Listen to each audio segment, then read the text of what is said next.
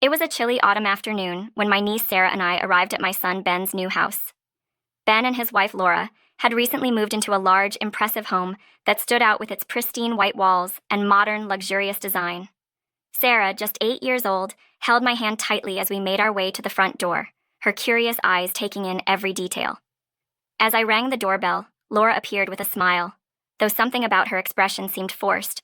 "Welcome, Patricia. And little Sarah. Just make sure you don't get into anything," Laura said with a strange tone that didn't sit well with me. Ben, always the more gentle one, quickly added, "Laura, there's no need for that. Sarah's well behaved." But as I watched Laura's tense smile, I felt a sense of unease settle over me. My niece, usually chatty, seemed to sense it too, staying unusually quiet as we stepped inside the grand living room. We were seated in the living room, a modern space with stylish furniture and a minimalist design. Laura offered us tea and some light snacks, launching into a conversation about their recent move and all the effort they had put into decorating the house. "We chose every piece so carefully," she said, her voice brimming with pride. Sarah sipped her tea quietly, her eyes roaming around the room as if she were looking for something. The atmosphere was thick with Laura's intense need to impress, but there was a strange undercurrent in her tone, of forced enthusiasm that seemed to hide something deeper. Ben sat beside us, occasionally nodding along to Laura's words, but he too seemed distracted. Just as I was starting to relax, Sarah broke the silence with a question that took us all by surprise. "Aunt Laura, who's the person in the closet next to the living room?" she asked, her voice steady and matter-of-fact. The room fell silent as all eyes turned to Laura, whose face had gone pale. Laura's expression shifted immediately from calm composure to a look of horror. Her lips parted, but no words came out. She stammered, glancing quickly at Ben and then back at Sarah as if trying to make sense of what she'd just heard.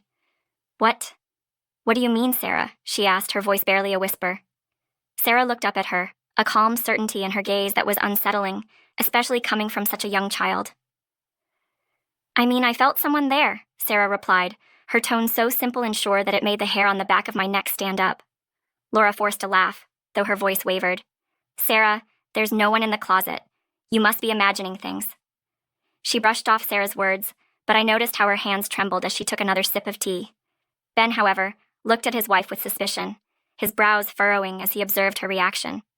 He didn't say anything, but I could tell that Sarah's innocent question had stirred something within him as well. Attempting to defuse the situation, Laura suggested a tour of the house, hoping perhaps that this would distract Sarah. She led us into the kitchen, which was spacious and modern, boasting high-end appliances and a custom-made countertop. Laura took great pride in showing us every feature, from the sleek cabinets to the intricate backsplash. But I couldn't shake the feeling that she was stalling.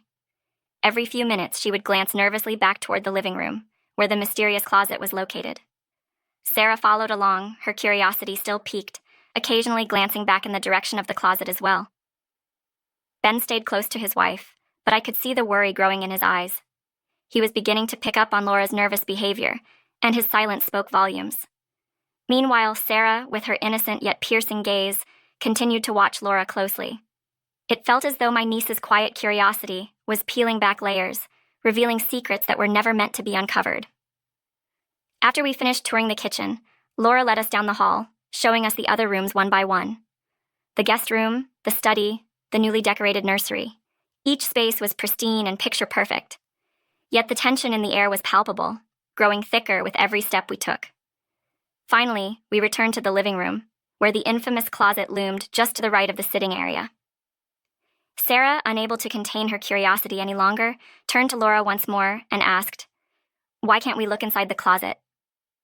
Laura's face went white, and her smile faltered. "There's nothing interesting in there, just some boxes and old things," she replied, her tone sharp. But this time, Ben spoke up, his voice steady and firm. "Laura, if there's nothing in the closet, then it shouldn't be a problem to open it, right?" he asked, his gaze fixed on his wife. Laura took a step back, clearly taken aback by his tone. She tried to brush it off, but the fear in her eyes was unmistakable. Sensing that this was a turning point, I joined Ben in confronting Laura. "Laura, if there's nothing to hide, there's no reason not to open the closet," I said gently but firmly. Laura's gaze darted between us, her shoulders tensing as she clutched the edge of the table. Her silence was telling, and as she struggled to respond, I felt a strange dread fill the room. Fine, she said finally, her voice barely audible. But it's just storage. There's really nothing to see. Her words did little to reassure us, and as she reluctantly moved aside, I reached for the closet handle, hesitating just a moment before pulling the door open. Inside, amidst a clutter of boxes and miscellaneous items, lay a young man, barely in his 20s, bound and weak, his eyes filled with a mix of fear and exhaustion. He looked up at us, his face a pale ghost of what it must have once been, his mouth gagged with a cloth that prevented him from making a sound. For a moment, time seemed to stop as we all stared at the man in the closet. His clothes were disheveled, and his hands were bound with what looked like toy handcuffs. Sarah's small gasp broke the silence, and she clutched my hand tightly. Laura's face turned ashen, her carefully constructed facade crumbling before us. "Laura, what is this?" Ben asked, his voice trembling with shock and betrayal. Laura seemed to shrink under his gaze, her usual confident demeanor replaced by sheer panic. She stumbled over her words, trying to explain, but nothing she said made sense. He needed a place to stay, and I was only trying to help," she stammered, her words tangled in a web of lies. Ben's face hardened as he listened, his eyes narrowing with each passing second. He took a step back, clearly disgusted by the situation and by his wife's shocking betrayal. Laura's frantic explanation only added to the confusion.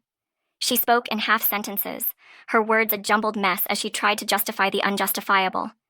He was homeless, and I thought I could help him, but he wanted to leave, and I couldn't let him go. Her voice trailed off as the horror of her actions dawned on her. The young man in the closet looked up at us, his eyes pleading for help. Ben knelt beside him, removing the cloth from his mouth gently. "Are you okay?" he asked, his voice laced with concern. The man nodded, his voice weak but grateful. She told me she was single," he managed to say. "When I found out she was married, I tried to leave, but she wouldn't let me." The revelation was like a punch to the gut, and I felt a wave of disgust and disbelief wash over me. Laura's actions went beyond anything I could have imagined, and the realization hit us all hard. Ben stood up slowly, his face pale with shock and rage. "Laura, do you understand what you've done?" he asked, his voice eerily calm. "You kidnapped someone. You held him against his will." Laura's gaze dropped, her shoulders slumping as if the weight of her actions had finally come crashing down. I didn't mean for it to go this far," she mumbled, her voice barely audible. "I just wanted someone who looked perfect, someone who could give me a perfect family." Her words were hollow, and they left us all speechless. Ben shook his head in disbelief, his anger simmering just beneath the surface. "A family? Families aren't built on perfection, Laura. They're built on trust, love, and honesty. And you've destroyed all of that today," he said, his voice thick with emotion.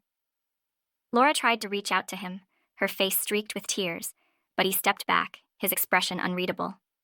As Laura pleaded for forgiveness, I called the police, my hands shaking as I dialed. Within minutes, the sound of sirens filled the air, and officers entered the house, quickly assessing the situation. Laura was led away in handcuffs, her pleas ignored as she desperately tried to explain herself. "I was helping him! I didn't do anything wrong!" she cried, but her words fell on deaf ears. The young man watched in silence, his face a mixture of relief and exhaustion. Sarah clung to my side, her innocent eyes wide with confusion and fear. "Aunt Patricia, is Aunt Laura in trouble?" she whispered, her voice barely audible. I pulled her close, reassuring her as best I could. "Yes, sweetie, but everything will be okay now," I murmured, though I could feel the weight of the day pressing down on me. Ben stood silently, watching as Laura was escorted out of the house, his face expressionless. In the days that followed, the story spread quickly. Ben filed for divorce, unable to forgive Laura for the trauma she had caused. The young man she had held captive recovered gradually, and he expressed his gratitude repeatedly, thanking us for rescuing him. He was eventually reunited with his family, who had been desperately searching for him. Life began to return to normal, though the memory of that day lingered like a dark shadow.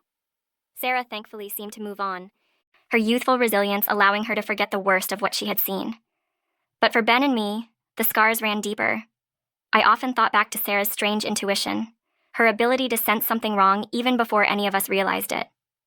It was a gift, yes, but one that had led us into a nightmare we could never forget. As the weeks passed, Ben decided to sell the house, unable to live in a place haunted by such disturbing memories. He moved into a smaller apartment closer to his work, determined to start fresh and leave the past behind. The experience had changed him, making him more cautious, but also more compassionate. He began dating again, slowly opening himself up to the possibility of finding someone new. And as for me, I returned to my busy life, grateful for the peace that had returned to our family. I spent more time with Sarah, watching her grow and marveling at her unique intuition. She continued to be my little sunshine, a reminder that even in the darkest times, there is always a glimmer of hope. And though I never spoke of that day again, I knew it would stay with me, a reminder of the secrets we keep and the strength we find to face them.